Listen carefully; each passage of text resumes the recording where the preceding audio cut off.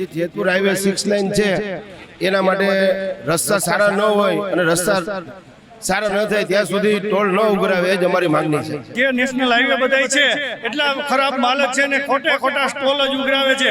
આજે તમે જુઓ નેશનલ હાઈવે જેતપુર વાળો એવો છે. આ વિરોધનું કારણ રાજકોટ જેતપુર નેશનલ હાઈવેનું મંથર ગતિએ ચાલતું કામ.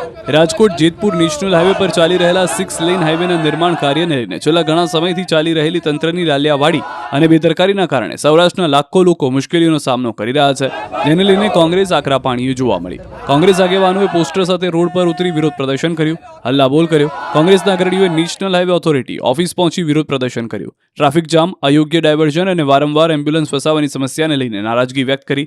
નેશનલ હાઈવેના પ્રોજેક્ટ ડાયરેક્ટરના પુતળાનું દહન કરી વિરોધ નોંધાવ્યો. તો વિરોધ બાદ પ્રોજેક્ટ ડાયરેક્ટર હરમેન્દરસિંહે આવીને માફી માંગી. રાજકોટ જેતપુર વચ્ચે 67 કિલોમીટરનું કામ હજુ 1.5 વર્ષ બાદ પણ પૂર્ણ થશે. અત્યાર સુધીમાં 20 કિલોમીટરનું કામ થયું અને 2 બ્રિજ તૈયાર થઈ ગયા. QR કોડ સ્કેન કરો અને ડાઉનલોડ કરો ન્યૂઝ 18 એપ. મેળવો ગુજરાત અને દેશ દુનિયાની પળે પળની અપડેટ્સ.